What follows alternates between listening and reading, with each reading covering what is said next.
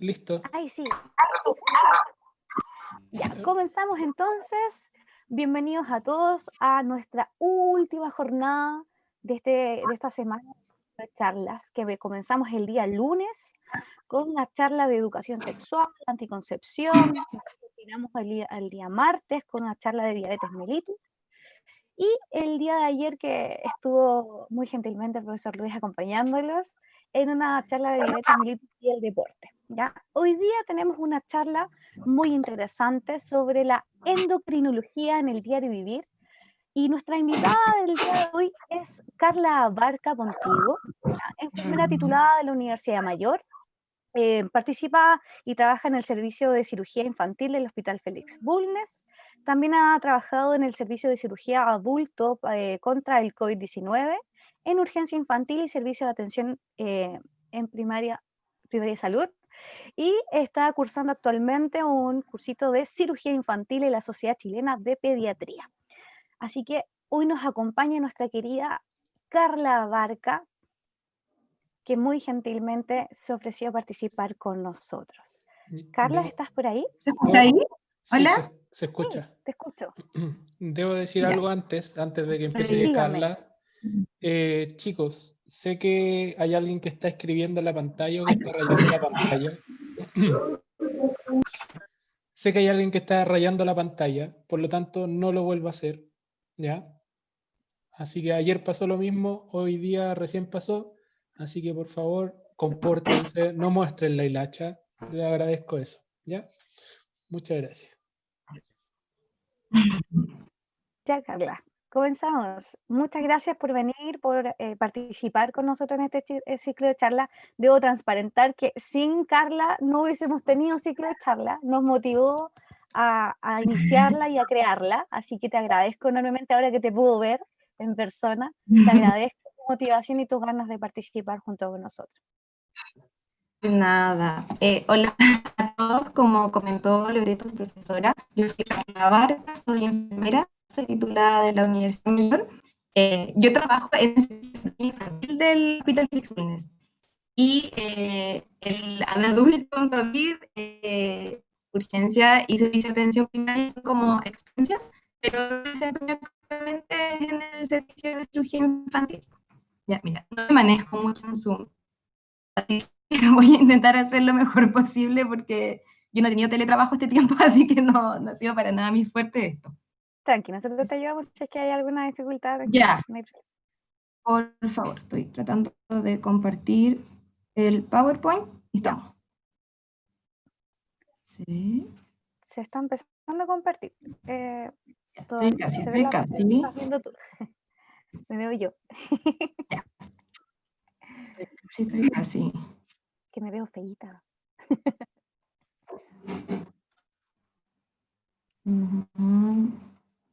Está cargando. Esperemos, no hay problema. Si todos sabemos que estas cosas funcionan así cuando quieren a veces. Así que no hay problema. Ya. ¿Y yo de nuevo? ¿No? ¡Ahí sí! Ahí. Estamos, se ve, perfecto.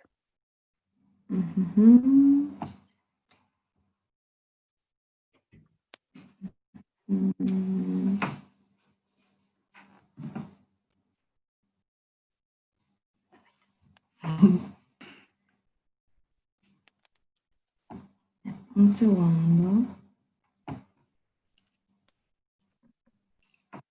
Ya. ¿Ahí se ve bien entonces?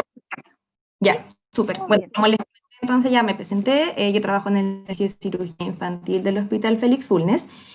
Bueno, esta charla que les quiero dar es de endocrinología en el diario vivir, porque les quiero como mostrar un poco, según lo que yo desempeño, cómo yo veo este área de endocrinología.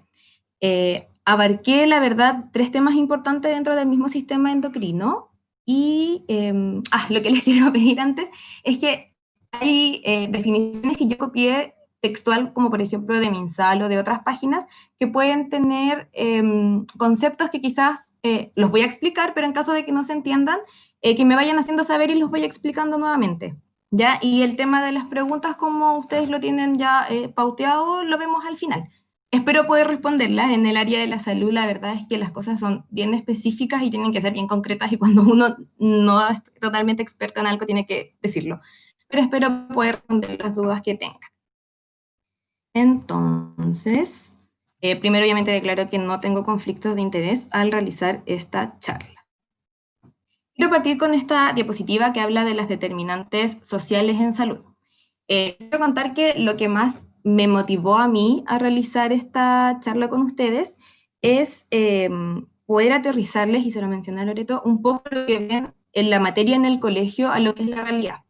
Pueden ver la materia en el colegio, en biología quizás, o en otras áreas, en todas, súper ajena, como algo lejano, como algo que no van a aplicar en su diario vivir o que no tiene relevancia.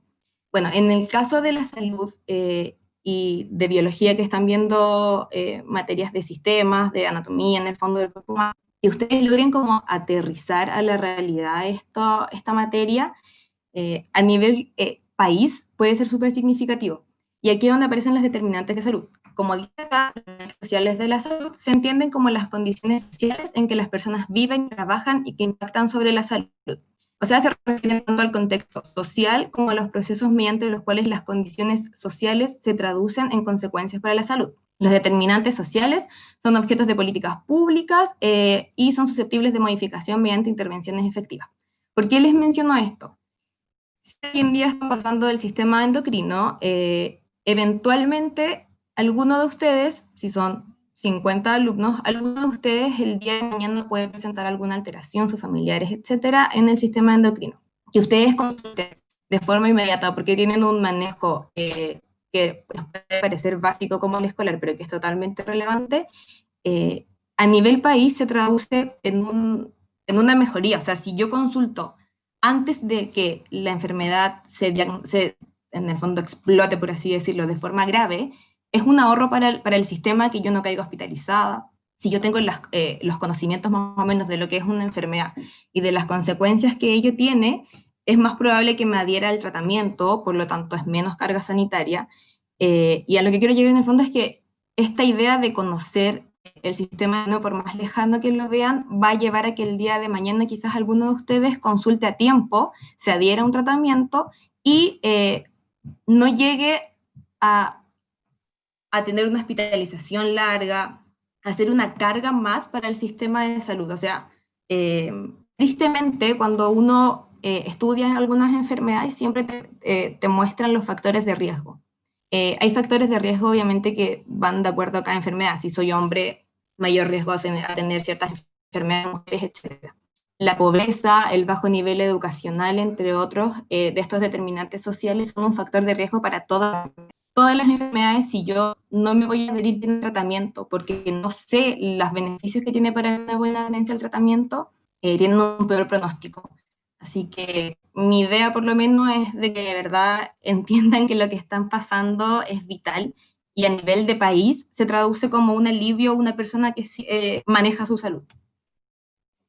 Esto lo saqué de un artículo de la página de Medicina Familiar de la UC. Es solo una descripción breve que habla de la encuesta nacional una conclusión que se saca de la encuesta nacional de salud, que es algo que se hace a nivel ministerial y que dice que las personas que tienen un bajo nivel educacional presentan más enfermedades crónicas como diabetes e hipertensión arterial, sufren de obesidad y síntomas depresivos con mayor frecuencia. Ellos perciben mejor su salud y tienen mayor mortalidad que las personas con un alto nivel educacional. Bueno, es totalmente relacionado con lo que les mencionaba anteriormente. El bajo nivel educacional es un factor de riesgo a nivel transversal a todas las enfermedades habidas y por haber. Así que espero que les haga un poquito de sentido, que se den cuenta que lo que está pasando en el colegio puede ser vital el día de mañana para que su vida lo lleven de una mejor forma posible. Y obviamente a nivel de salud, la estrategia que hay para evitar este tema de mayor enfermedades crónicas es la equidad en salud, que es un tema por el que se lucha harto. Ahora, como tal, yo les voy a hablar un poco del sistema endocrino. Más que explicarles el sistema endocrino y todo lo que como materia misma pasaron con su profesora en biología, les quiero contar qué patologías veo más frecuente yo a nivel del sistema endocrino, ¿ya? Bueno, comentarle obviamente como repaso que el sistema endocrino es un sistema compuesto por estas glándulas que básicamente secretan hormonas que van a funcionar en todo nuestro cuerpo. Está la glándula hipófisis, tiroides y paratiroides, el timo, las glándulas suprarrenales, páncreas, ovarios y testículos. En este caso, yo voy a abordar la hipófisis de forma bien somera, la verdad, más que nada para mencionarles, la tiroides y el páncreas. Bueno, contar que la hipófisis, que también se llama glándula pituitaria, es pequeña, esta mide aproximadamente 1 centímetro, está ubicada en la silla turca, que es una parte del nivel cerebral que se llama silla turca por la anatomía que tiene, y ahí está ubicada esta hipófisis, solo como para ubicarnos a nivel del cuerpo. Se divide en 2 partes esta hipófisis. Como se ve en la imagen, está la hipófisis anterior, o sea, la parte de adelante. Lóbulo es como esta pelotita. Está entonces la adenohipófisis, que sería el lóbulo anterior, y la neurohipófisis, que es el lóbulo anterior. Según la parte, si es anterior o posterior, es que secretan diversas hormonas en nuestro cuerpo. La adenohipófisis, que dijimos que era la parte de adelante, secreta la hormona del crecimiento, la hormona tiroidea, prolactina, FSH, LH, angiotensina y endorfinas. De estas hormonas, bueno, todas totalmente vital, obviamente, para el funcionamiento correcto del cuerpo humano. La angiotensina, por si no la conocen, se relaciona a nivel renal, pero es como súper específica, así que no es necesario. Y la neurohipófisis, que es la parte de atrás, la vasopresina, que también tiene que ver con funciones bien específicas, la verdad, y la oxitocina, que es, junto con la prolactina, que se secreta en la parte de adelante de la hipófisis, son hormonas que se relacionan con la lactancia materna. La oxitocina, en el fondo, hace que la leche se eyecte, que salga, y la prolactina es la que la leche baje. Estas enfermedades asociadas no son muy comunes, no son las enfermedades más conocidas. Yo, por ejemplo, en el servicio que trabajo de cirugía infantil, no les voy a decir que son las enfermedades que más llegan a operarse. Trabajando en adulto, a pesar de que fue un apoyo COVID, tampoco fueron las enfermedades que más vi. Y de hecho se las menciono porque puede que quizás no las conozcan y hay algunas que son bien interesantes de estudiar. El síndrome de la silla turca es algo... Yo he visto un niño llegar al servicio de urgencia con ese síndrome y la verdad es que es bien como específico, así que solo lo menciono. Está la hipofunción hipofisiaria. En salud, todo lo que es hipo hacia abajo y en general hiper hacia arriba, así que la hipofunción hipofisiaria habla de un déficit en la secreción de estas hormonas. Hay un déficit de FSH, LH, que son hormonas relacionadas con caracteres sexuales, así que una persona que tiene una enfermedad en la que ésta se secreta muy, muy escasamente, tiene pérdida de caracteres sexuales. Está el déficit de la hormona de crecimiento, que, como su nombre mismo lo dice, nos llevaría a una disminución del crecimiento corporal como tal, de huesos, de músculos. Aquí quiero hacer una salvedad bien pequeña, que el déficit de la hormona de crecimiento no se relaciona con la enfermedad que se llama acondroplasia, que es, que está mal dicho, pero para que lo entiendan, es esta talla baja o enanismo, como lo que se conoce. Las personas que tienen acondroplasia tienen un tipo de talla baja específico versus las personas que tienen déficit de la hormona del crecimiento, que físicamente se ve como una persona proporcionalmente bajita, ¿ya? Y eso con respecto a la hormona del crecimiento, clave que sí es verdad que se secreta durante la noche, durante la infancia y juventud, así que sí es importante que los niños y adolescentes sí se duerman temprano. Hay un pic de aumento a las 2 horas más o menos después de que la persona se duerme cuando es niño, y este pic más o menos se ve asociado a eso de las 11 de la noche. Se ha como estudiado que está el mayor flujo de hormona de crecimiento en nuestro cuerpo. Así que si no se duermen temprano, sí van a quedar bajitos. Por otro lado está la acromegalia, que es el contrario del déficit de la hormona del crecimiento. La acromegalia es un exceso de hormona de crecimiento y se relaciona con la imagen que tengo al costado, que se las voy a mostrar al final. La galactorrea, que es una producción excesiva de la prolactina, que dijimos que era una hormona que se secretaba en la parte de adelante de la hipófisis, y esta galactorrea produce a nivel físico una producción y excreción láctea en pacientes no embarazados. Se da tanto en mujeres como hombres, mayoritariamente en mujeres, y genera una salida de un tipo leche por el pezón.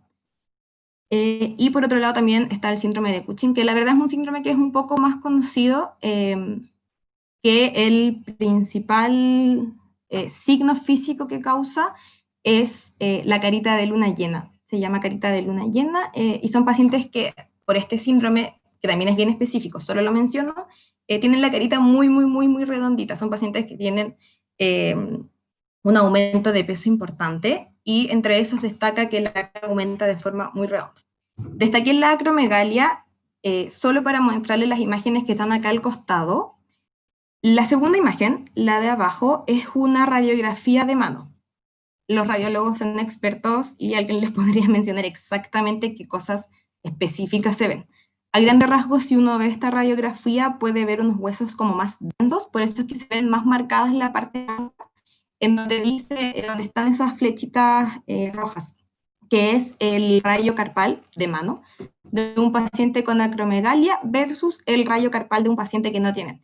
Los pacientes con acromegalia tienen un desarrollo óseo muy pronunciado. La imagen de arriba también es de un paciente con acromegalia, en el que la barbilla y en sí los huesos de la cara tienden a ser como más voluminosos y muy, muy, muy marcados. Además, obviamente, que como es un exceso de la hormona del crecimiento, la persona en talla es muy alta, van a tener estas características especiales, como les digo, que es esta forma en la barbilla, y huesos en general más grandes y densos también, porque la hormona del crecimiento no solo te hace crecer como a lo largo, sino que también produce el crecimiento en todas sus dimensiones del hueso y de músculo. Estas de la hipófisis solo se las menciono así porque, como les digo, no son enfermedades que epidemiológicamente se...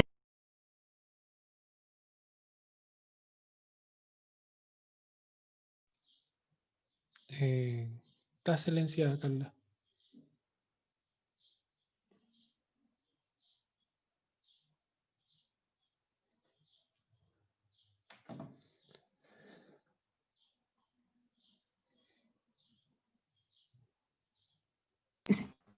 Ahí sí. ¿Se escucha? Ahora sí.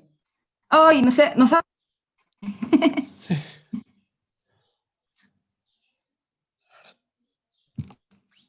Ya, bueno, lo último que estaba mencionando es que estas enfermedades se las menciono muy superficialmente, porque como les digo, son enfermedades que son súper específicas, no son de gran relevancia en número para el país. Uno no va a cualquier centro de salud a consultar por un síndrome de silla turca ni una acromegalia. Ya solo para que más o menos sepan que la hipófisis tan pequeña y todo sí tiene enfermedades que son particulares. La siguiente glándula que les quiero mencionar es la glándula tiroides. La glándula tiroides anatómicamente se ubica por debajo de la laringe y delante de la tráquea, o sea, a la altura del cuello. Son dos lóbulos unidos por un istmo. Ahí les voy a mostrar la imagen, cuál es la parte de los lóbulos, y el istmo tiene que ver solamente con la anatomía de la tiroides. La tiroides tiene funciones bien esenciales. Estimula la tasa de actividad metabólica, estimula el crecimiento y maduración de los tejidos. Por tejidos se entienden huesos, se entiende piel, se entiende músculo, y secreción de calcitonina. Esto también es muy específico en la calcitonina, pero tiene que ver con el metabolismo y depósito de calcio en los huesos. La tiroides tiene unas pequeñas glándulas aún más pequeñas, son 4, que se llaman paratiroides.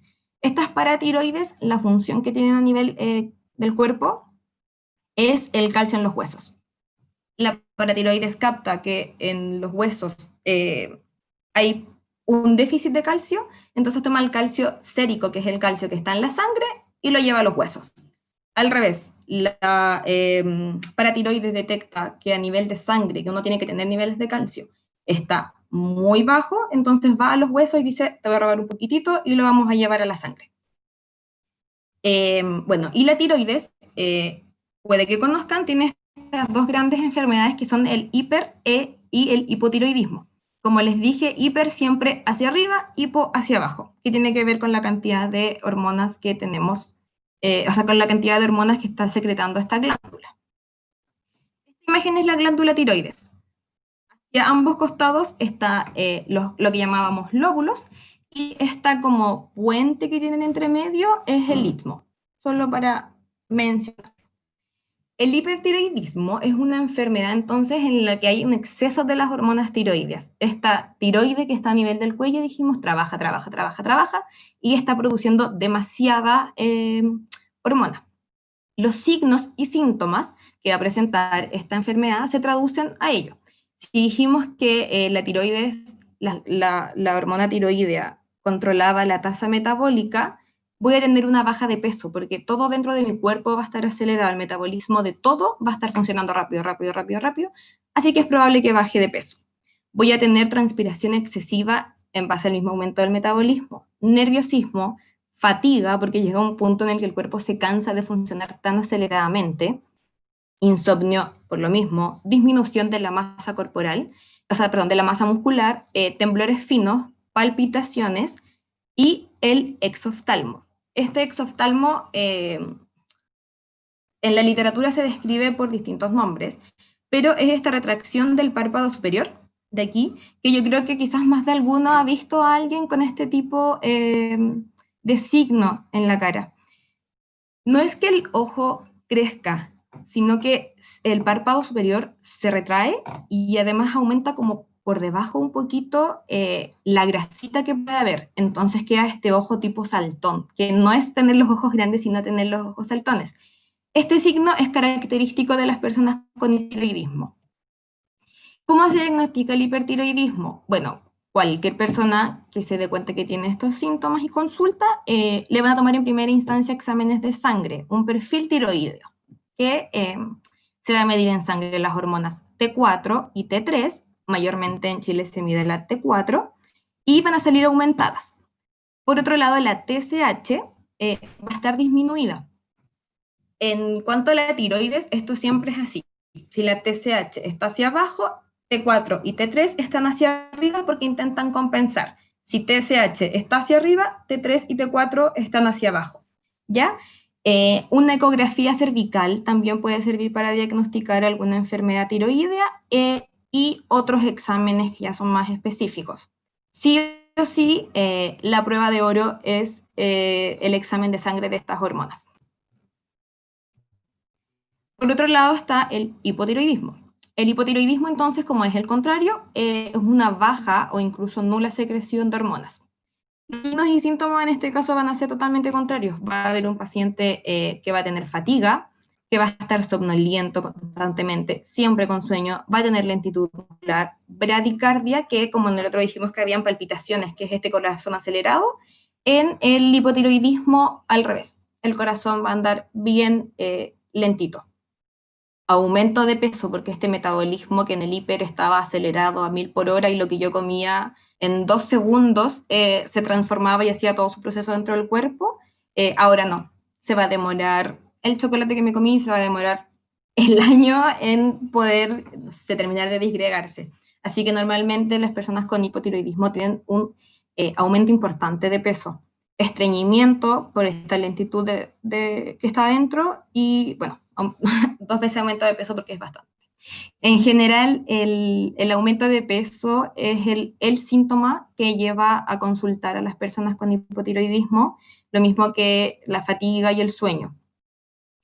Está comprobado que otro de los síntomas que causa el hipotiroidismo se relaciona con síntomas de tipo depresivo y se confunde inicialmente mucho con periodos de una depresión aguda y se debe básicamente a lo mismo, a que la baja de la hormona tiroidea enlentece todo, incluso a nivel cerebral.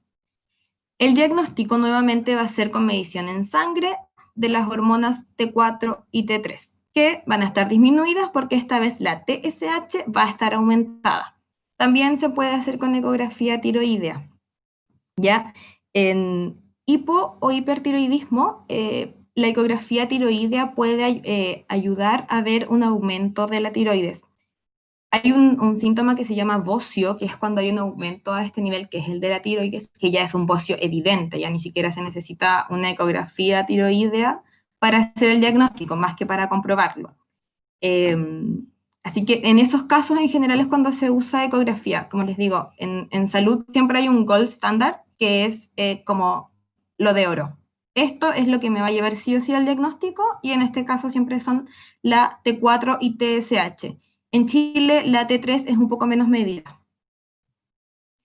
Esta maniobra, se llama maniobra de Kervine, es bastante simple y es la forma en la que uno se puede palpar la tiroides. No uno, otra persona se puede palpar la tiroides. Y se las muestro porque la verdad como les digo, es bien simple, y la verdad es que se pueden detectar nódulos a la tiroides o un aumento de volumen bien tempranamente.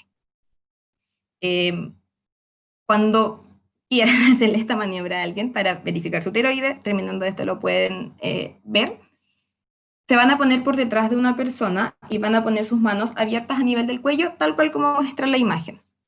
Le van a pedir a la persona que trague saliva. Al momento de tragar saliva, algo pueden hacerlo ustedes también y darse cuenta que se va a mover a nivel del cuello. Entonces, ese como cartílago que ustedes vean a nivel del cuello que se mueve, lo toman ahí.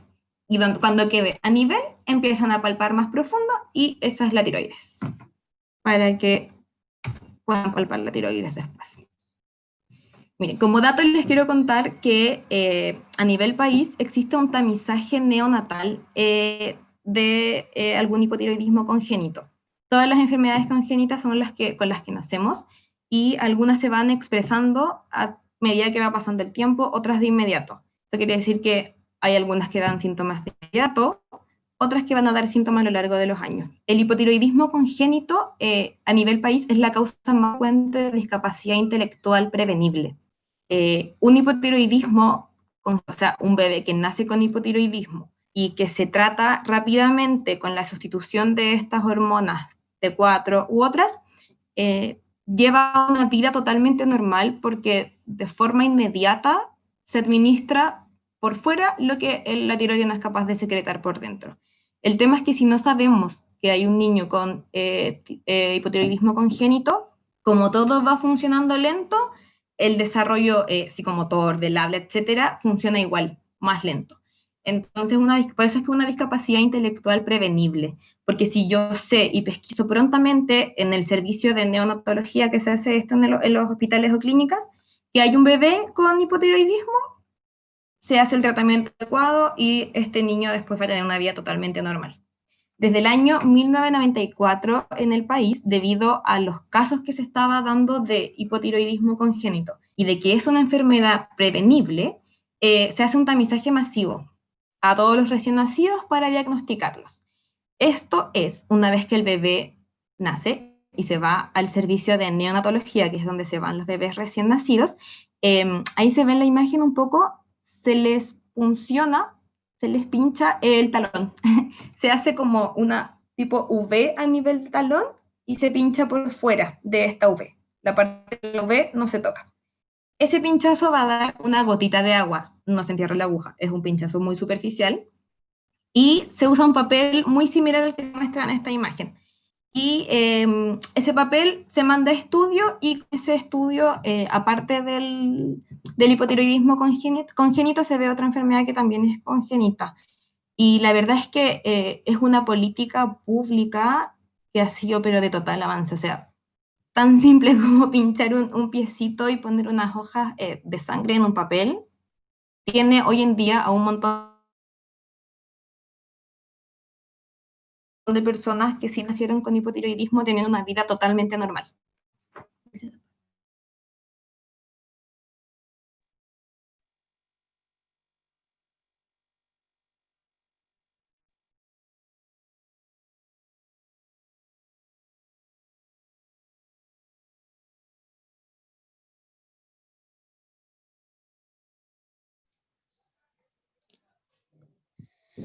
Esperemos un poco. Igual, esperemos cualquier cosa. Carla, no te estamos escuchando en este momento. Quizás tienes problemas con tu internet, por si acaso. ¿O soy yo? ¿Seré yo, señor? ¿No? ¿Qué pasó? ¿Ahí se escucha algo? Ahora Sí, sí, ahora ahora sí. Ahora sí, Pucha, ya, perdón, se ha quedado pegada todo el rato. tranqui. El teletrabajo no ha sido lo mío. No, sí,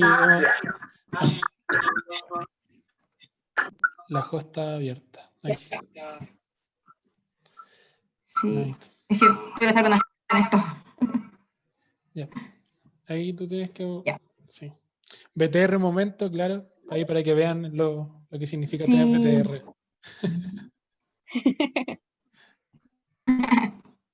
Ya, entonces había quedado en el páncreas, que es la tercera glándula de la que vamos a hablar. El páncreas es una glándula que está formado por dos tipos de células con funciones diferentes. Esta es una definición que da el MinSal, Ministerio de Salud. Existen las células que producen las secreciones exocrinas, que es la parte del páncreas que no entra en este sistema, pero lo menciono igual, que es estas secreciones que van al duodeno y ayudan a la digestión. Este es el páncreas exocrino, así que no es tema de abordar ahora, solo lo menciono que el páncreas pertenece a dos tipos de sistemas a nivel corporal. Y está el páncreas endocrino, que es el que produce secreciones endocrinas, obviamente, de hormonas, y que está constituido por los islotes celulares o islotes de Langerhans. Estos islotes se encuentran de partida, histológicamente, la imagen de los islotes son pequeñas islitas, por eso es el nombre, y en estos islotes encontramos tres tipos de células. Es solo para ponerlos en contexto. Se encuentran las células alfa. Estas células alfa secretan glucagón, las células beta que secretan la insulina y las células delta que secretan la somatostatina, que vamos a dejar fuera de esto. Estas células se relacionan estrechamente. Aquí nada funciona por separado, todas las células tienen que ver una con la otra, y así se regula el funcionamiento y la secreción, el nivel de secreción de cada una de estas células. Por ejemplo, así, cuando las células beta secretan insulina, se inhibe la secreción de glucagón por parte de las células alfa. Y lo mismo con la somatostatina, pero eso ya va para otro lado. Solamente para mencionar la imagen para que vean a nivel anatómico dónde se encuentra ubicado el páncreas, que es hacia el lado izquierdo.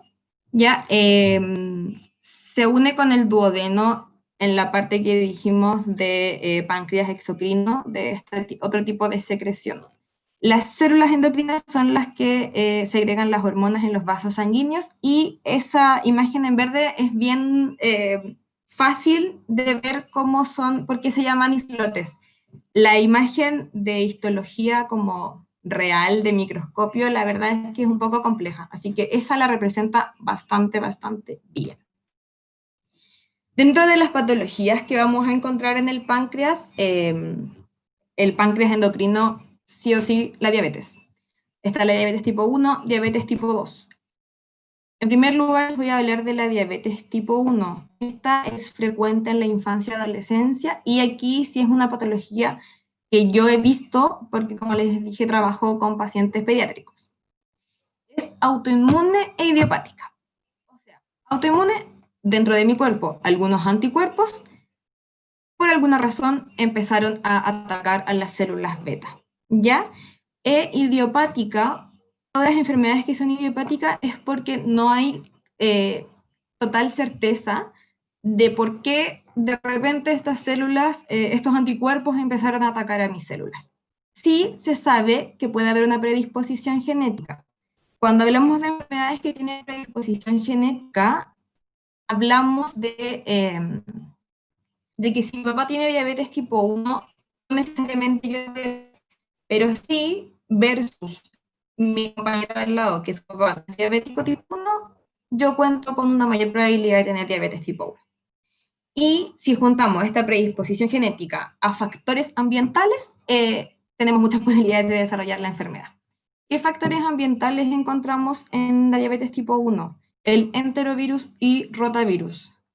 Ya el rotavirus, que es mundialmente conocido porque es el virus que genera unas diarreas fulminantes al nivel de que genera tasas de mortalidad altísimas en muchos países. Ya estos dos son los virus que más se conocen y se han estudiado como factor predisponente para tener diabetes tipo 1. Como les dije, mi papá es diabético tipo 1 y a mí de niña me dio rotavirus, corro con muchas posibilidades. Hay otros estudios hipotéticos que hablan sobre el gluten y la leche de la vaca, específicamente la proteína que tiene la leche de la vaca, que podrían ser factores que ayudan al desarrollo de la diabetes tipo 1. Si yo como alimentos con gluten y con esta proteína de la vaca, no voy a diabetes tipo 1, pero si lo sumamos a la predisposición genética, existe una mayor probabilidad.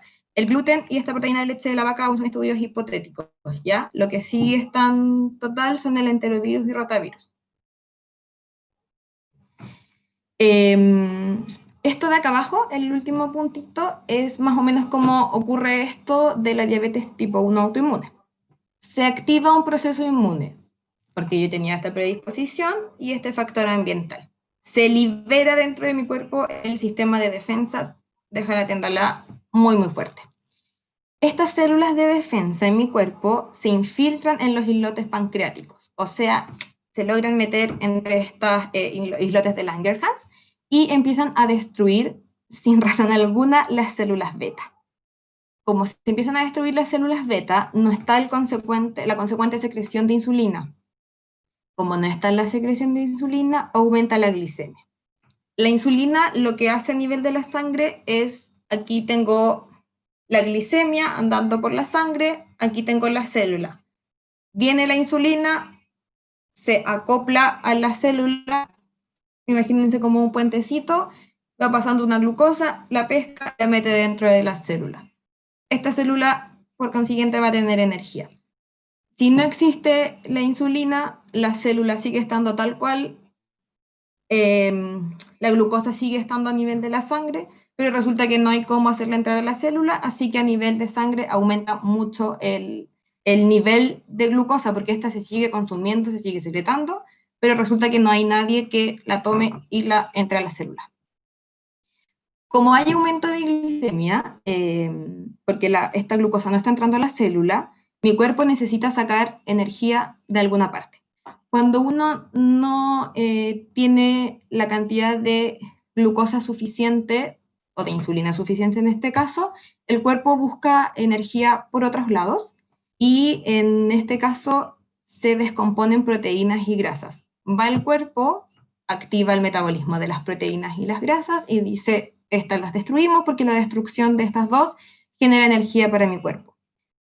La energía la genero, pero el daño que produce que a nivel de organismo se destruyan proteínas y grasas es enorme. Como dato extra, es lo mismo que pasa en los periodos de inanición, que es cuando uno no come. Si yo no consumo grasas, o sea, por ejemplo, alimentos altos en glucosa, carbohidratos, que serían los carbohidratos, mi cuerpo dice, ya, no está comiendo carbohidratos, pero necesito energía de algún lado. Entonces destruimos proteínas y grasas, que es totalmente dañino para el cuerpo. Solo un dato para que tengan ojo. Estas proteínas y grasas liberan algo que se llama cuerpos cetónicos, y es aquí donde está el peligro de la descomposición de estas para la energía, porque estos cuerpos cetónicos generan lo conocido como cetoacidosis diabética. La cetoacidosis diabética es lo que nosotros llamamos el debut de la enfermedad. La cetoacidosis diabética presenta algunos síntomas, que creo que más adelante los menciono, y resulta que en el servicio de urgencia yo veo llegar un niño con este tipo de síntomas. De inmediato se asume una cetoacidosis diabética, se maneja como tal, que la verdad el mayor manejo y lo más rápido que tiene que ser es la administración de solución fisiológica, suero fisiológico, para poder bajar un poquito el nivel de cuerpos cetónicos en la sangre, porque la cetoacidosis diabética puede llegar a ser mortal. Y ahí, cuando llega este niño en cetoacidosis diabética, es que se le toman exámenes y se dan cuenta de que es un niño diabético tipo 1. Por otro lado, la diabetes mellitus tipo 2 se define por la hiperglicemia, o sea, nuevamente mucha glucosa en la sangre, crónica, o sea, sostenida en el tiempo. Es una condición que trae como consecuencia daño a nivel microangiopático. ¿A qué nos referimos con este daño a nivel microangiopático? Que es un daño en vasos pequeños. Están los grandes vasos y órganos, etcétera, del cuerpo, y hay otros que son pequeños. En este caso, los microangiopáticos, como su nombre dice micro, es pequeño. ¿Qué vasos se dañan a nivel de cuerpo con la diabetes? En primer lugar está la retinopatía diabética, que es más de algunos, si tienen un familiar diabético y de edad, sabe que tiene que hacerse chequeos a la vista porque la diabetes afecta la vista, pudiendo llegar incluso a un nivel de ceguera. La nefropatía. De poquito a poquito la diabetes va dañando el riñón. Y la neuropatía, que tiene que ver con la sensibilidad. A nivel de atención primaria en los SFAM, cuando las personas se hacen el control del adulto sano y son diabéticos, siempre hay que estar midiendo si es que tienen sensibilidad en el pie. Un paciente diabético, como consecuencia, puedes tener esa neuropatía, o sea que los nervios dejan de ser sensitivos. Yo me toco el pie, por ejemplo, y no lo siento. ¿Cuál es el daño de esto? Aparte de no sentir mismo, es que un paciente diabético tipo 2 y además adulto mayor, por ejemplo, puede sufrir una herida. Como no sintió el dolor de la herida, se enterró una espina, cualquier cosa mínima, no se va a dar cuenta que la tiene. El tema es que van pasando los días y finalmente esto genera infección. Como un paciente diabético tiene súper mala cicatrización y además daños a nivel de los vasos sanguíneos, de las venas, de las arterias, en general, lamentablemente, sí terminan en amputaciones pacientes que tienen neuropatía diabética. Y también están los daños macrovasculares, o sea, grandes vasos. Esta es la isquémica del corazón, básicamente las zonas que se van infartando del corazón. Están los ataques cerebrales, que es lo mismo a nivel cerebral, y enfermedades vasculares periféricas. O sea, ya teníamos estos pequeños de los ojos, de los riñones, y a nivel de terminaciones nerviosas dañados, ahora tenemos daño en los grandes vasos sanguíneos del cuerpo. La diabetes se asocia a una reducción en la expectativa de vida, un aumento del riesgo de complicaciones, las que nombramos anteriormente, y eventos mórbidos relacionados con las complicaciones crónicas. ¿A qué se refiere con eventos mórbidos? Las complicaciones crónicas son estas que nombramos anteriormente, y a esto se le suma que en general un paciente diabético no solo es diabético, es un paciente diabético, hipertenso y dislipidémico, que es cuando tiene el colesterol alto. Entonces ya es una tríada pésima. También se relaciona con disminución en la calidad de vida y aumento en los costos. Es lo que le hablaba un poquito al inicio. La diabetes mellitus en general puede ser una enfermedad que es a consecuencia de malos hábitos. De chica vine teniendo malos hábitos, me daba lo mismo, pero resulta que a eso de los 40, 50, y lamentablemente se ve que ahora a edades mucho más tempranas, empecé con estos síntomas. Como no tuve buena adherencia al tratamiento porque no conozco la importancia de desarrollé todas estas consecuencias, mi calidad de vida es pésima y hay un aumento en los costos a nivel sanitario, o sea, de enfermedades a nivel país enorme, porque lo más probable es que yo en muchas oportunidades tenga que estar hospitalizada, lo más probable es que yo no me maneje con metformina, que es una pastilla, sino que me maneje pinchando insulina, que es un medicamento más caro. O sea, a nivel país los costos aumentan mucho y los costos de las enfermedades que son prevenibles y que son consecuencia de malos hábitos son enormes. El diagnóstico de diabetes tipo 2 en niños y adolescentes es un hecho cada vez más frecuente, lo que seguramente aumentará más aún la carga de las complicaciones crónicas de la diabetes a nivel global. O sea, si al día de hoy, yo cuando hago, los colegas que trabajan en los SFAM, en las postas, hacen un control y de 100 pacientes que atienden en el día, 95 son diabéticos, eso se viene mucho, mucho, mucho peor si no realizamos cambios en el estilo de vida prontamente. Por eso es que también los pacientes diabéticos, a nivel de FONASA, por lo menos garantizado por el Estado, tienen atenciones con enfermero, con médico, con nutricionista, con podólogo incluso, para generar desde la prevención siempre que no lleguen a grandes consecuencias. Esta definición dice abajo porque es la definición que tiene el Ministerio de Salud. El debut clásico, o sea, como siempre las personas llegan a consultar y finalmente salen con el diagnóstico de diabetes, sed. Sed, aumento en el número de veces que la persona orina y aumento de apetito. Polidipsia, polifagia, por eso es las 3P, porque son los nombres más que nada científicos. Orina como tal, sed, aumento muy aumentado las veces que voy a orinar en el día, y aumento de apetito. De apetito es la clásica. Cualquier paciente que llegue a la consulta que sea con estos 3 síntomas, sí o sí se le va a pedir una glicemia basal. Disminución de peso. ¿Por qué? Porque como habíamos mencionado anteriormente, cuando mi cuerpo ya no logra, la insulina no logra hacer que la glucosa entre a las células para obtener energía, degrada las proteínas y las grasas. ¿Voy a bajar de peso? Sí. ¿Corporalmente voy a bajar mi imagen física? Sí. ¿A costa de qué? De que incluso puedo terminar en la UCI con cuerpos cetónicos dentro de mi cuerpo. Irritabilidad. El diagnóstico. Cualquier paciente que llegue con estos síntomas se le va a tomar una glicemia al azar, o sea, sin previamente ayuda ni nada, lo que sea. Llegó con estos síntomas, por ejemplo, a la urgencia, no importa si comió hace 8 horas o hace una, se le va a tomar una glicemia, que es el nivel de glucosa en la sangre. Y si esta es mayor a 200, asociado con estos síntomas, puede haber el diagnóstico de diabetes. Si tengo 2 glicemias en ayuno, o sea, me programé para ir a tomarme mañana mis exámenes, hice mis 8 horas de ayuno, me salió mayor a 126, resulta que a la semana volví a hacer lo mismo, me volvió a salir mayor a 126, diabetes, y la prueba de tolerancia a la glucosa oral, mayor a 200. Esta prueba de tolerancia a la glucosa oral es una prueba muy incómoda, en la que la persona tiene que tomarse un vasito con glucosa por como protocolo, por decirlo, dentro de los exámenes de base que se tiene que tomar una mujer embarazada, está esta prueba. Es muy desagradable y se espera 2 horas después de que la persona se toma este vasito con glucosa, que es tipo Fanta. A las 2 horas después de ingerir la glucosa, me salió mayor a 200, diabetes.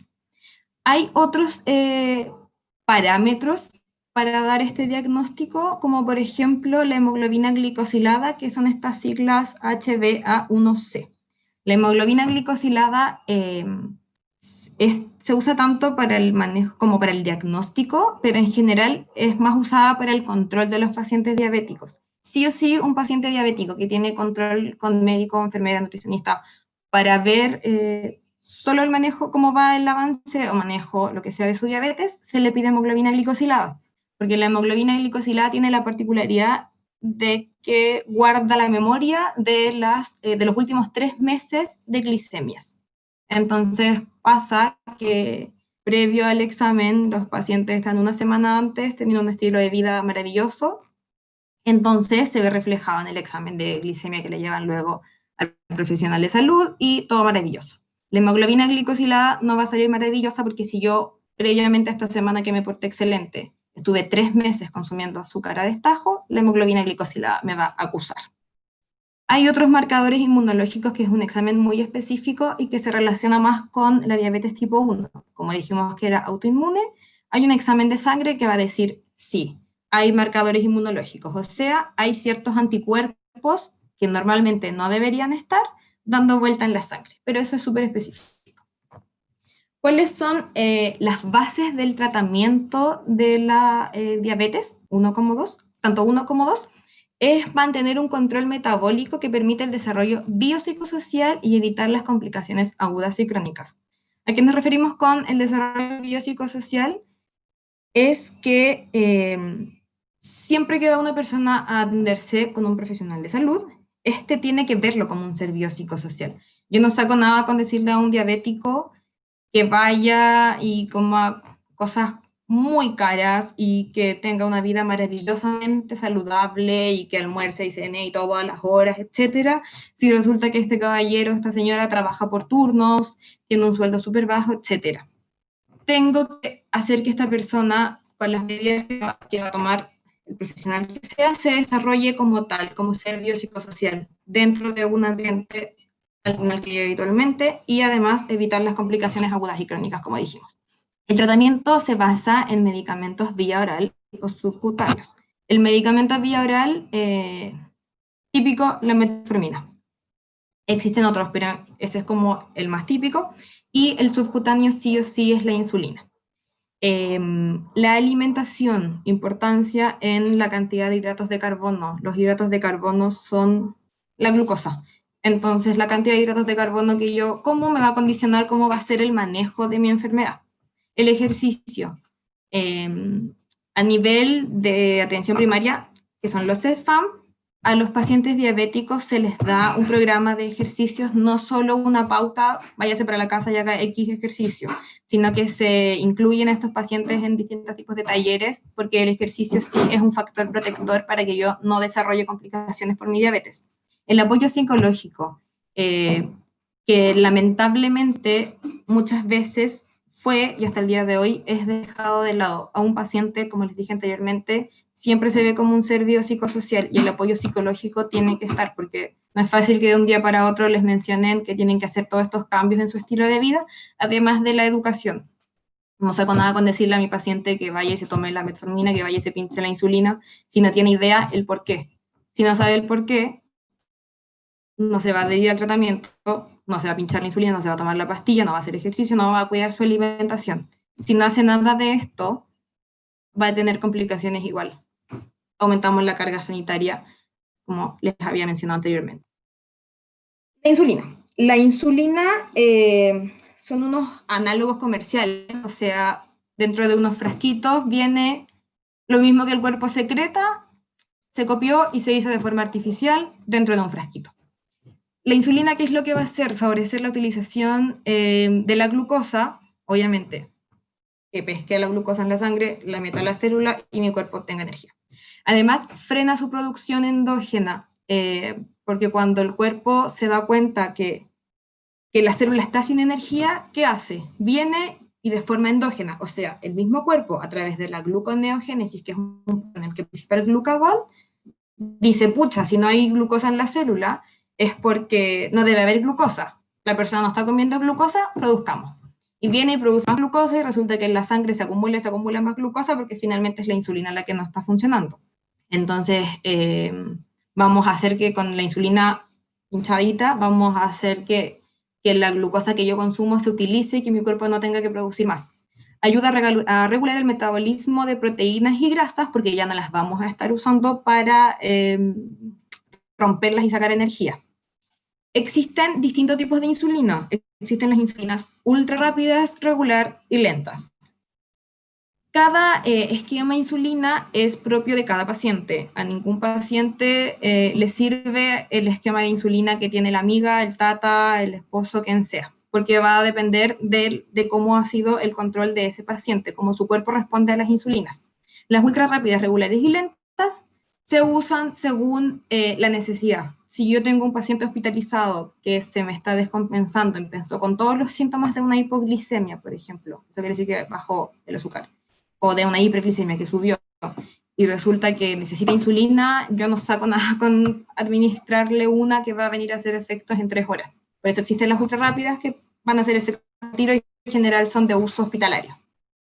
Las otras regulares y lentas son según el manejo basal que tiene el paciente y todas tienen distintos tiempos para iniciar su acción, alcanzar su pic y de duración total.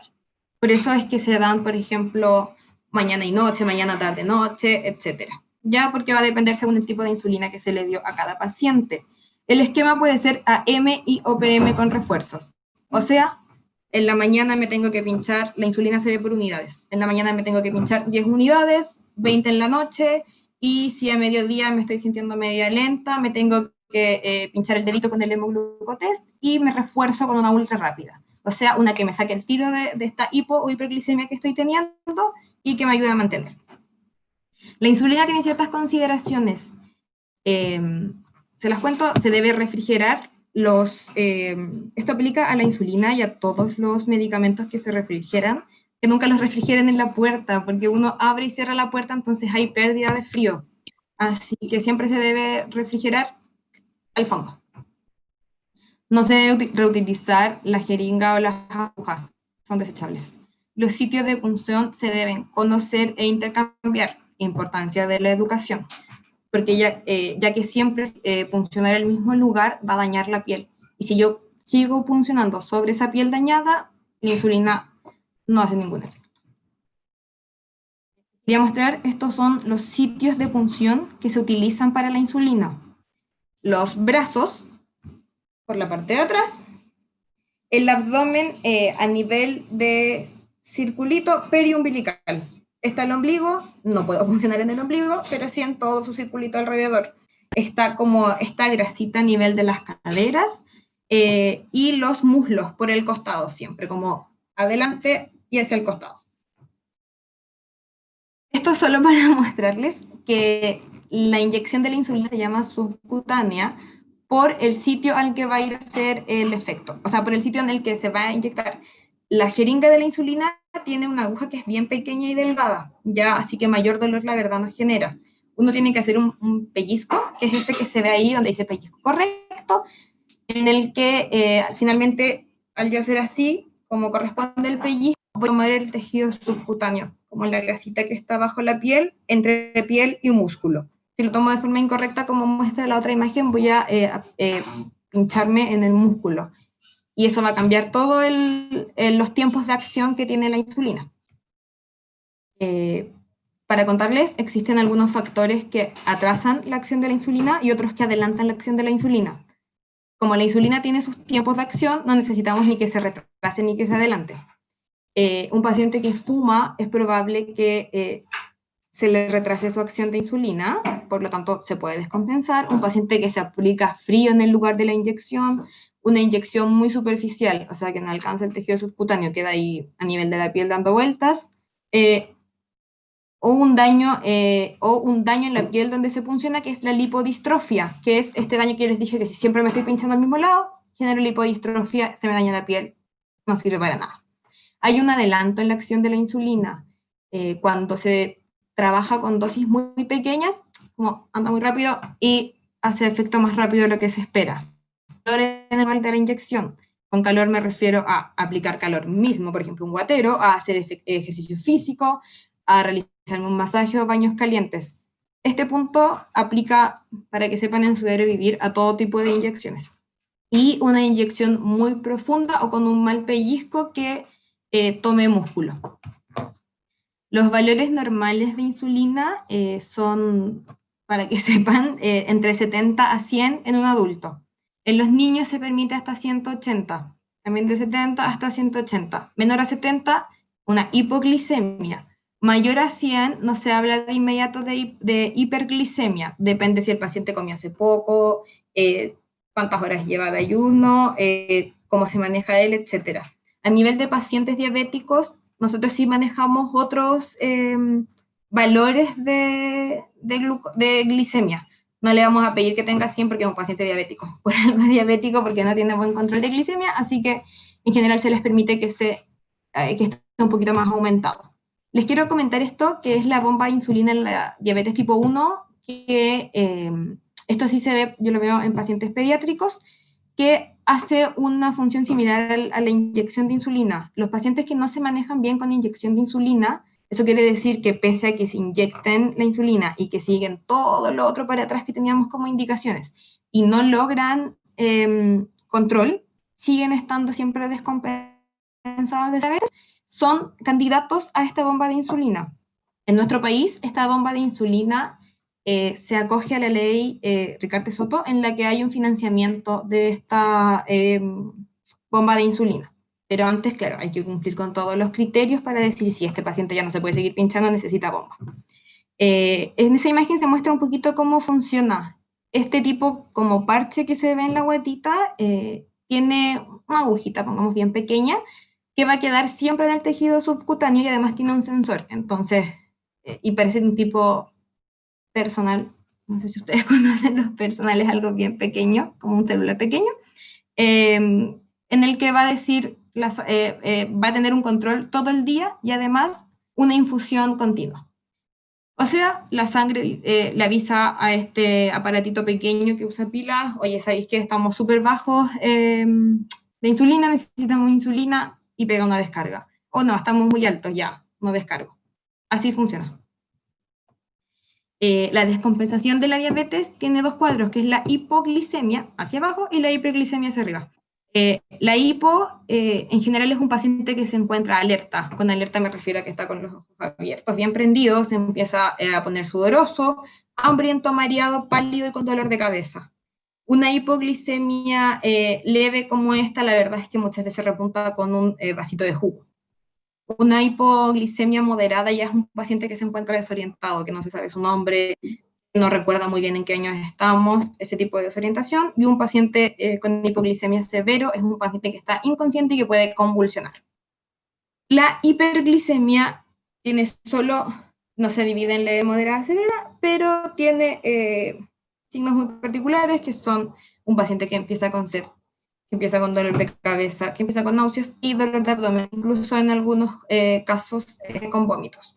Cuando hay aumento de los cuerpos cetónicos que habíamos mencionado antes, que era por esta destrucción de las proteínas y las grasas, además se suma la desorientación, no sé ni en qué año estoy, dificultad para respirar. Hay respiraciones que son cortitas y muy superficiales, y se suma deshidratación y un aliento cetónico, que es un claro, así como signo en que uno sabe que el paciente está con cuerpos cetónicos, que es un aliento a fruta descompuesta, como hasta medio vinagre, tipo vinagre de manzana, como a una manzana descompuesta. Ese es el aliento que tiene una persona con cuerpos cetónicos. Bueno, esas eran las tres glándulas que yo les quería mencionar: hipófisis en primer lugar, que ya la vimos, tiroides y páncreas, con sus enfermedades respectivas. La clase, o sea, esta charla es bien somera por arriba, porque la verdad es que cada tema da como para horas y horas de explicaciones. Esta última imagen es una publicación de PAF, que es una página de consultas científicas donde se suben estudios u otro tipo de publicaciones. Esta página publicó este estudio estadounidense que habla del COVID-19 y el sistema endocrino. La verdad es que es súper específico, es del celular específico, pero va desglosando las distintas glándulas que incluyen el sistema endocrino, y cómo el COVID en todas genera desregularización, ¿ya? El páncreas, por ejemplo, el páncreas se ve afectado doblemente. Lo afecta por el lado exocrino, que empiezan a aumentar los niveles de enzimas que pueden causar una pancreatitis, y por otro lado, a nivel de glicemias, de insulina, se desregulariza todo. La verdad es que para alguien que trabaja y que puede entender un poco más los términos, se menciona la gravedad que está teniendo el COVID en todos los distintos sistemas. Hay una pérdida proteica en los pacientes post-COVID enorme. A nivel de páncreas, como les digo, se afecta mucho, y sobre todo habla de el nivel de gravedad de un paciente, por ejemplo, que genera una neumonía, que sea diabético. O sea, en algún lugar menciona incluso un 17% más de probabilidades de una neumonía severa de un paciente que tiene que estar con ventilador mecánico si es diabético, y se triplica si es que hablamos además de un paciente obeso, que son algunas enfermedades que simplemente se ven asociadas. ¿Ya? Solo se los quise mencionar para hacer un poco de educación en cuanto a la importancia del COVID-19. Eso, con eso termina mi charla. Espero haya sido entendible. Estoy saliente de turno de 24 horas y no he dormido, así que eventualmente puede que haya sido muy lenta. No, no te preocupes, Carla, si entendemos, no te preocupes, se entiende. Carla, te comento algunas preguntas entonces que nos mandaron los chicos por interno. Obvio. Para que las respondamos a los chiquillos, ahí a ver lo que nos preguntaron. Hay varias preguntitas. Vamos a comenzar con una pregunta de Josefa Rivas, que dice, ¿por qué hay gente que recomienda y utiliza el ayuno de 21 días?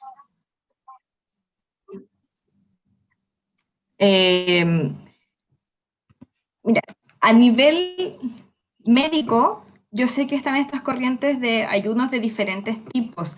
La verdad es que en las mismas sociedades médicas, ustedes no sé si han visto incluso con el tema del COVID, hay médicos diciendo que el COVID es falso, que no se acaba. Siempre van a haber distintas corrientes. Se recomienda, en general, la gente lo habla como un tema de desintoxicación.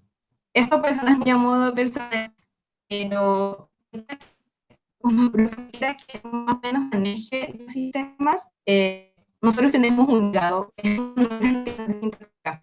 Entonces, de repente, para desintoxicar, no tiene mucho sentido, porque si estuviera con esas tóxicas dentro de mi cuerpo, el hígado me estaría avisando. Son corrientes que tienen mucho que ver con popularidad, con el peso, etcétera. Así que ahí ya cada médico que la sigue tiene su fundamento. Yo en particular no las aplico mucho y tampoco las conozco tanto como para dar una gran definición, así que no puedo responder mucho. Pero les digo, el órgano que desintoxica el cuerpo es el hígado. Necesitamos estar no comiendo para desintoxicar. Recomendación, Carla, porque se te escucha medio cortado. Es mejor que puedas apagar la cámara, así no se... El internet, tema de internet, tema de conexión, no. Mejor Sí, solamente la ¿Ahí voz. se escuchará mejor? Sí, ahí se escucha Sí. mejor. Sí. Muchas Ya. gracias. La sigue tiene su fundamentación, así que no comiendo para desintoxicar. ¿Ahí se escuchará mejor? Más o menos. ¿Se escucha ahí? Ahora sí, ahí sí. Escucha. Sí, pero tranquila, si entendemos que es por un tema de internet y no es cosa tampoco tuya. Intentemos responder la otra pregunta. A ver Ya. cómo nos resulta.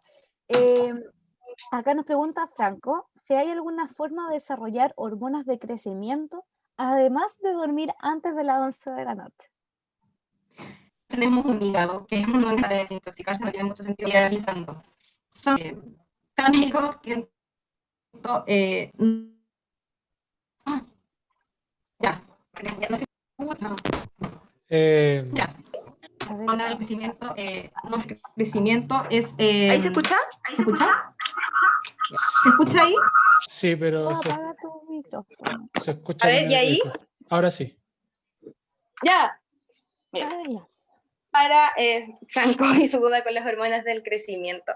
La hormona del crecimiento no se estimula, es algo que dentro del cuerpo en el fondo se va a secretar, se secreta hasta ciertas edades y no es que necesariamente a las 11 de la noche tengan que estar durmiendo y se secrete, sino que hay estudios que hablan que ahí es el pic. Entonces, se los menciono más que nada para que sepan la importancia en los niños sobre todo y a nivel de adolescentes de dormir temprano.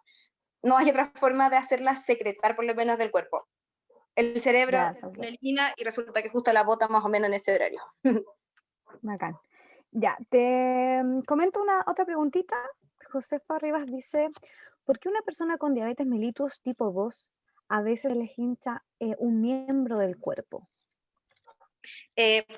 Mira, hay cosas que no son necesariamente relacionadas con la diabetes misma. Como les mencioné anteriormente, en general, y yo creo que ustedes todos tenemos la experiencia con algún familiar mayor, ninguno tiene solamente diabetes, todos tienen diabetes, hipertensión, el colesterol alto. En general, como que se inflame o dematice alguna parte del cuerpo siempre se relaciona más con el colesterol. O sea, perdón, con la presión, con los niveles de presiones y de manejo y regulación en el fondo de sodio y sangre dentro del cuerpo. ¿Alguna explicación que yo conozca específica de la diabetes? No. Ya, súper. Acá nos pregunta la Jo, ¿qué hace la metformina? La metformina es una pastilla que ayuda a, como dijimos que esta glucosa andaba en la sangre y la insulina no la captaba mucho y la metía a la célula, va en el fondo a cumplir este tipo de función previo a tener que llegar a la insulina. La metformina es el fármaco hipoglicemiante, o sea, que baja los niveles de azúcar en la sangre que se da en primera instancia. Perfecto, súper. Nos pregunta Daniela Robles, ¿la diabetes tipo 1 y 2 puede ser mortal? La diabetes tipo 1 y 2 sí pueden ser mortales. Como les mencioné,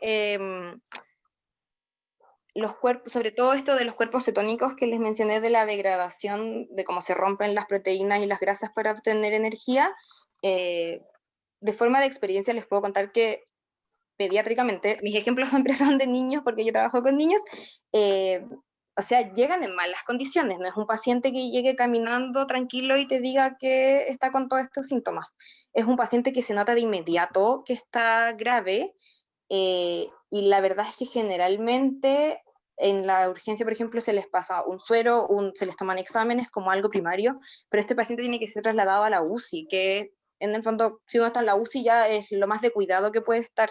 Así que, claro, un paciente que no consulta a tiempo sí puede morir debido a esto. El coma diabético, que es como bien conocido, de repente pacientes, hablamos de que los niveles normales de glucosa en sangre eran hasta 100, hemos visto pacientes con 1200, que es azúcar andando y que sí, en cualquier momento ese paciente le da un paro y sí, ya es a raíz de los niveles de azúcar. Perfecto. Acá José Daniel pregunta, ¿cómo pueden los virus influir en el padecimiento de diabetes? Los virus se habla de factor ambiental porque el rotavirus, por ejemplo, es un virus que es conocido mundialmente y sobre todo en la infancia por las diarreas que causa. Para que cause esta diarrea o el síntoma que causen los virus, hay todo o sea, un sistema dentro que se altera. Se alteran permeabilizaciones, por ejemplo, de membranas, se inflama todo por dentro. Entonces, finalmente, toda esta cascada que es súper específica, pero toda esta cascada de cosas que pasa dentro del cuerpo a raíz del virus son las que van generando como el ambiente propicio para que en este momento que me dio rotavirus, y además yo tenía el factor genético como personalmente, no sé, tenía a mi papá diabético tipo 1, como dijimos, va a decir ya, ahora es el momento propicio porque, por ejemplo, está todo inflamado por dentro. A eso apunta. No, la diabetes tipo 1 es porque uno esté todo inflamado por dentro, sino que me refiero a que dentro del cuerpo ocurren un montón de cambios que en el rotavirus se ve reflejada una diarrea y uno pensaría que IKEA, pero no, a nivel corporal cambian un montón de estructura, la bomba sodio-potasio que tanto deben conocer, pero cambia totalmente, son muchos los factores que influyen dentro. Ya, súper. Acá Ángel Pérez nos comenta una situación un poquito personal, la vamos a comentar, que la compartió. Dice, yo tengo padres con insuficiencia de insulina y mi papá además tiene hipertensión, además de que ambos tienen sobrepeso. ¿Qué les recomendaría hacer usted? ¿Es probable que esas enfermedades se traspasen al hijo? Si ellos no se cuidan, ¿puede escalar a algo mayor? Y por último pregunta, ¿un psiquiatra puede controlar a un paciente con diabetes tipo 2? Lo pregunta, dice, porque lo de la psiquiatría es porque existen varios casos de personas que tienen diabetes o problemas de azúcar y que van a psiquiatra a tratarse. El caso que plantea él, la verdad es que es el común de los pacientes que llegan, sobre todo en adultos. Como les dije, un paciente diabético re pocas veces es solo diabético. Por ejemplo, el papá que él menciona que me imagino que debe ser resistencia de la insulina, que es como esta prediabetes, y además de hipertensión, típico, y en general son pacientes con sobrepeso. ¿Qué se recomienda? Mira, depende el sistema de atención que tengan, FONASA y SAPRE, es cumplir con los controles que corresponden. A nivel ministerial, o sea, los pacientes que se atienden por FONASA, tienen controles cada 6 meses, depende cómo vayan estando, como les había mencionado anteriormente, con médico, nutricionista y con enfermero. ¿Qué pasa? Que como profesionales o trabajadores de salud se puede hacer mucho, pero no hay nada como la adherencia del mismo paciente a los tratamientos que se le den para que esto sea fructífero. ¿Qué vamos a hacer para que el paciente se adhiera? Educación. Uno de los roles en mi caso de enfermería es la educación. Y uno, hasta que se canse, tiene que hacer este tipo de actividades como la que estamos haciendo hoy, que es preventiva de salud, porque un paciente que no entiende, niño, adulto, quien sea, que no entiende la gravedad de lo que le está pasando, nunca se va a adherir a ningún tratamiento. La probabilidad de que esas enfermedades se traspasen al hijo, no es que yo tenga un gen de diabetes, un gen de hipertensión y mi hijo nació con ese gen. ¿Hay predisposición genética? Sí. Eso quiere decir que a nivel de mi cuerpo, si mi papá es diabético, algo dentro de mi parte genética me hace más propenso a tener diabetes que una persona que en toda su historia familiar no tiene a nadie que tenga estas enfermedades. ¿Hay alguna persona que no tenga a nadie con estas enfermedades? La verdad es que es bastante rarísimo. Pero si hay una predisposición, entonces si yo además soy de papás diabéticos, tengo que ponerle un poco doble o triple de cuidado. Sí pueden escalar a algo mayor. O sea, un paciente, como yo les mencioné, estaba en estas consecuencias de la diabetes macrovasculares, o sea, de grandes vasos, que tenían afectaciones a nivel del corazón y a nivel del cerebro. Si a esto yo le sumo que soy hipertensa, la hipertensión, un aumento de la presión arterial, por ejemplo, en los accidentes cerebrovasculares, es la principal causa. Entonces, obviamente, tengo mucho mayor riesgo de tener este tipo de descompensaciones o de consecuencias a raíz de una diabetes que podría haber sido súper bien tratada. Claro. Mira, un psiquiatra, en general está la distinción entre psicólogo y psiquiatra. Yo, a nivel de salud, uno sí hace intervenciones psicológicas, por lo menos se envía a psiquiatra, a pacientes que necesitan. Y no es por un tema muchas veces anímico ni nada, sino que porque que de un día para otro te pidan hacer cambiar tus estilos de vida, no es para nada fácil. A nadie que de un día para otro le diga, no está usted no coma más chocolate, se lo va a tomar con toda la naturalidad y tranquilidad del mundo. Si yo no lo tomo de buena forma y no logro comprender la importancia de, nunca voy a tener un tratamiento fructífero. Nunca me va a ir bien en mi tratamiento, siempre voy a estar descompensándome. Entonces, por lo menos, terapia psicológica sí. Es lo que yo les había dicho anteriormente.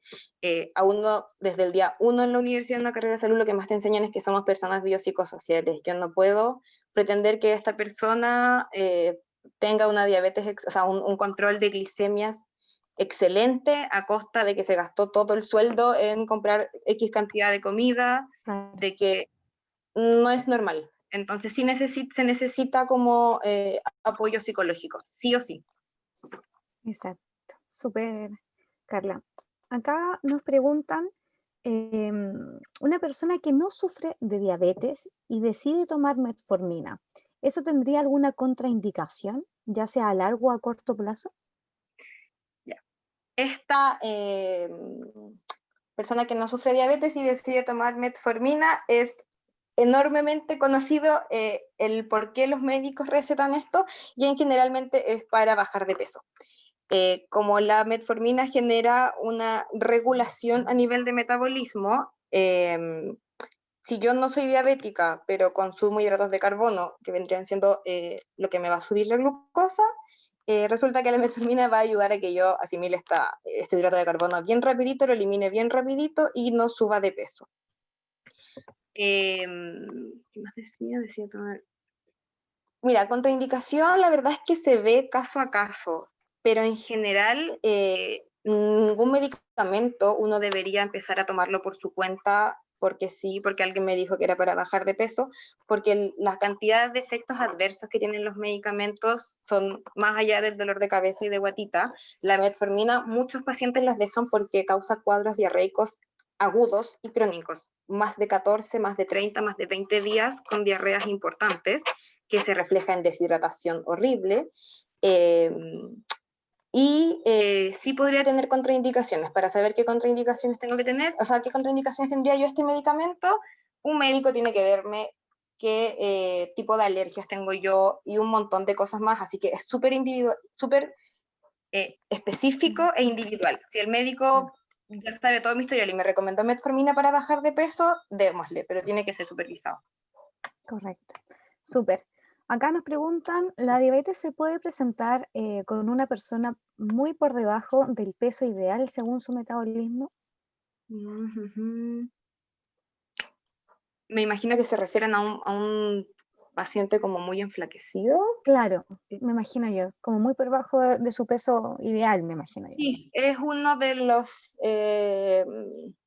sobre todo en la diabetes tipo 1, uno de los signos físicos que hace sospechar diabetes tipo 1, porque como había mencionado, que empieza el cuerpo a romper la proteína y las grasas para sacar energía, la baja de peso, la verdad, es bien considerable inicialmente, y no es una baja de peso para nada saludable.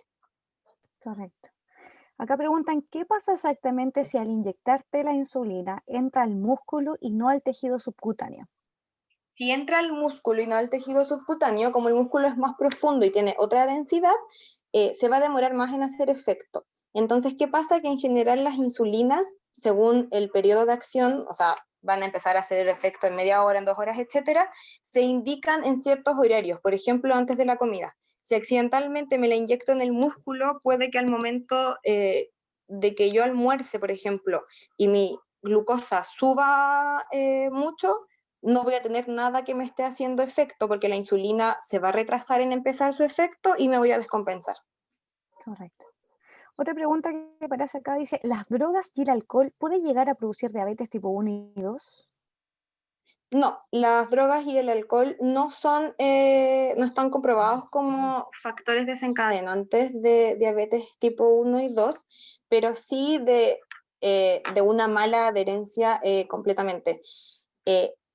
Y en el fondo, potenciar lo malo. Por ejemplo, una persona diabética se demora mucho en cicatrizar porque, como habíamos dicho, sus grandes vasos sanguíneos, a sus grandes venas y sus pequeñas venas actúan distinto. Entonces, si normalmente, ejemplo, no sé, yo me hago una herida y mis venas ayudan a que esa herida haga costra y todo en media hora, una persona diabética se va a demorar 3, por ejemplo. Si a eso yo le sumo que soy consumidora de alcohol y drogas, puede que además de demorarme 3, me demore 6 horas en sanar esa herida. Entonces, diabetes no me va a dar. ¿La voy a manejar mucho peor? Mucho peor. Correcto. Otra pregunta dice acá, y ya vamos a contestar las últimas dos. ¿Los síntomas de diabetes son los mismos que la prediabetes? La prediabetes, o insulina resistencia que se conoce generalmente, en general las personas se dan cuenta que están en esta prediabetes, uno, porque la verdad es que consultan bastante a tiempo y la idea es que una persona consulte en prediabetes para que modificando algunos estilos de vida según su rutina diaria y quizás agregando metformina no llegue a diabetes.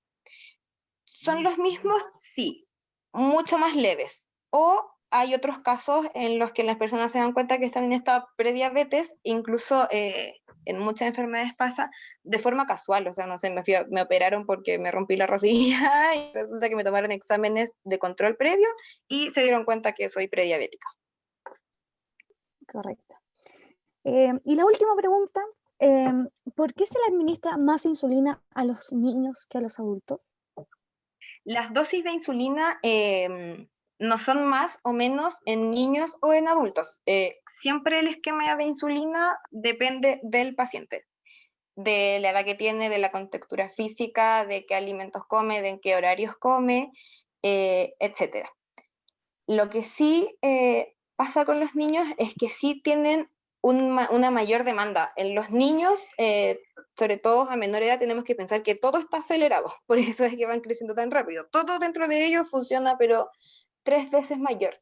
Entonces puede ser que algún niño requiera más insulina que un adulto, porque el metabolismo del niño es 20 veces más acelerado que del adulto. Los niños en general pueden tener un poco menor, que resulte mejor la bomba de insulina, esta que les había mostrado, que el pincharse todos los días y en diferentes horarios. Pero no tiene que ver con que requieran más, sino que tiene que ver con que uno es más cómodo, porque tenemos que, como dijimos antes, ver al niño como un ser completo y no podemos privarlo de jugar por estar pinchándose la insulina, y que además tenga mayor demanda metabólica. Correcto, claro. Bueno, Carla, agradecerte que te hayas tomado el tiempo hoy día de estar junto con nosotros, pese al cansancio que me imagino que debes de tener por tu saliente de turno. Agradecerte en nombre del colegio, en nombre también del profesor Luis y de todos los estudiantes acá presentes, darte las gracias de haberte tomado el tiempo, de responder las preguntas, de darnos esta charla tan interesante, tan buena. Te lo agradecemos y esperemos que quizás más adelante también podamos contar con tu ayuda si hacemos una nueva charla y quizás de otras Sí, temáticas más entretenidas. obvio, obvio. Muchas gracias, Carla, te pasaste. Te Ya, agradecemos. de nada. Bien. Chao, gracias a ustedes. Que estén Chao, bien. chao, gracias. Recordarle que a todos que va a estar subido al canal de YouTube el tema de la charla y hoy día para que ya suban las fotografías y el cuestionario mañana. Así que estamos listos con eso. Sí, chiquillos. Muchas Chao, chao, gracias chao. por participar con nosotros esta semana. Un abrazo grande. Ojalá les haya gustado nuestra intervención de este ciclo de charlas durante esta semana. Ojalá les haya gustado, que hayan podido aprender hartas cosas.